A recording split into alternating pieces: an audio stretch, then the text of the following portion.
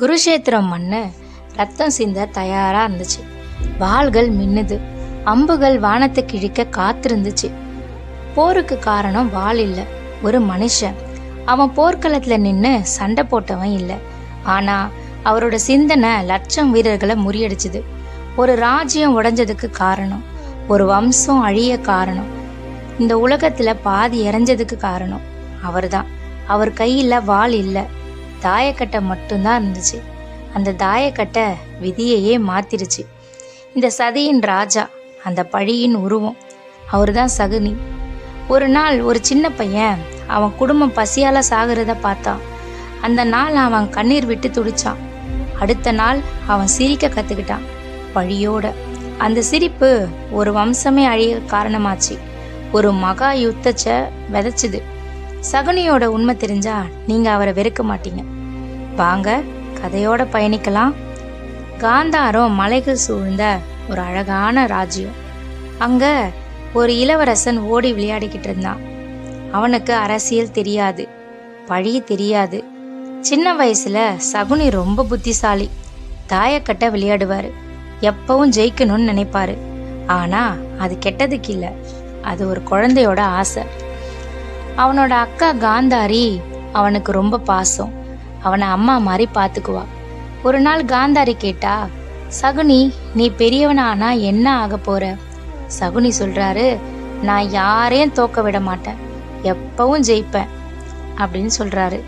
அந்த வெகுளியான வார்த்தைக்கு பின்னாடி ஒரு ஆபத்தான உண்மை மறைஞ்சிருக்குன்னு அப்ப தெரியல. ஒரு நாள் அரண்மனைக்கு ஒரு செய்தி வந்துச்சு, காந்தாரிக்கு கல்யாணம்னு. சகுனி கேட்டாரு, மாப்பிள்ளை யாருன்னு. பார்வை இல்லாத திருதராஷ்டிரன்னு அப்பா சொல்றாரு. சகுனியோட மனம் உடைஞ்சுது. இது நியாயமா? அழகோவியமான என் சகோதரிக்கு இப்படி பார்வை இல்லாத ஒரு வரனா அப்படின்னு கோவப்பட்டாரு. ஆனா இது அரசியல் முடிவுகள், மனக்குமுறல்லாம் காதுல வாங்காது. திருமண நாள் அன்னைக்கு காந்தாரி தன் கண்களை தானே கட்டிக்கிறாங்க. தன் கணவனால இந்த உலகத்தை காண முடியாதுன்னு, தானே இந்த உலக காணக்கூடாதுன்னு கண்ணை கட்டிக்கிறாங்க. இந்த காட்சி சின்ன வயசுல சகுனி மனசுல ஒரு பெரிய காயத்தை ஏற்படுத்துச்சு. அந்த நாள் சகுனி ஒரு விஷயத்த புரிஞ்சுக்கிறாரு, இந்த உலகம் நியாயத்துல ஓடாதுன்னு. அரச குடும்பம் சகுனிய குடும்பத்தோட சிறையில அடைச்சாங்க. இந்த காந்தாரி கண்ணை கட்டினதுனால இது அவமானம்னு அவங்க நினைச்சாங்க. சாப்பாடு தண்ணீர் ஒழுங்கா கொடுக்கல.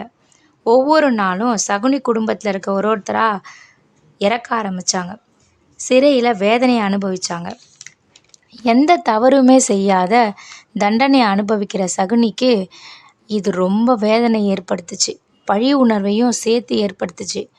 அப்பாவோட வார்த்தையெல்லாம் சகுனியோட வாழ்க்கையோட திருப்பமாச்சு. நீ உயிரோட இருக்கணும், நம்ம குடும்பத்துக்கு நடந்த துரோகத்துக்கு பழிக்கு பழி வாங்கணும். சகுனியோட அப்பா அவரோட சாப்பாட்டை சகுனிக்கு கொடுத்துட்டு இறந்து போயிட்டாரு. தாய் தந்தை இறந்த பிறகு சகுனி மட்டும் உயிரோட இருக்காரு. அந்த நாள் ஒரு சாதாரண மனுஷன் ஒரு வில்லனா மாறுறாரு. சகுனி தன்னோட இறந்த அப்பா உடல்ல இருந்து எலும்பு எடுத்து தாயக்கட்டைய உருவாக்குறாரு. அந்த தாயக்கட்டை சகுனி மனசுல என்ன நினைக்கிறாரோ அந்த மாதிரி ஆட்டத்தை மாத்தும்.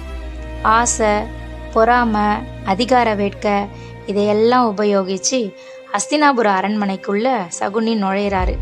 தன்னோட அக்கா மகன் துரியோதனனை தன் எண்ணப்படி ஆட்டி படைக்கிறாரு. பாண்டவர்களுக்கு எதிராக திருப்புறாரு. துரியோதனன் மனதை விஷத்தால நிரப்புறாரு.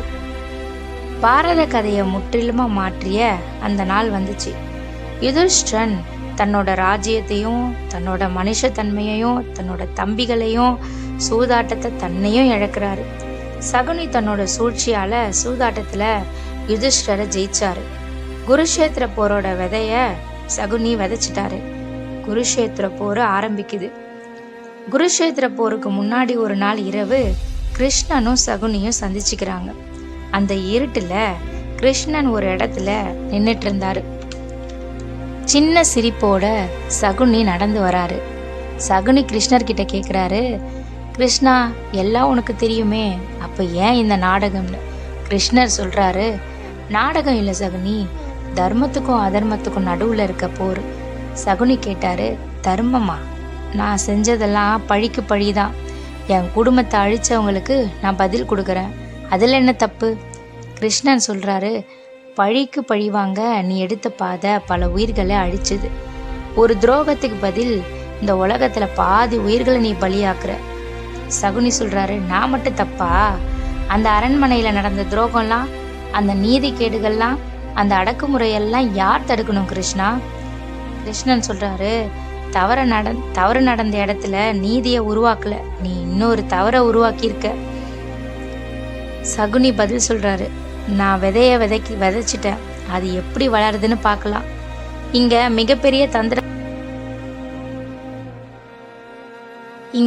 மிகப்பெரிய தந்திரசாலின்னு என்ன சொல்றாங்க, நீ என்னையும் மிஞ்சியவன் தந்திரத்துல. சகுனி சொல்றாரு, விதைச்சது நஞ்சா இருந்தா அது பழமா வராது, அழிவாத்தான் வரும்னு.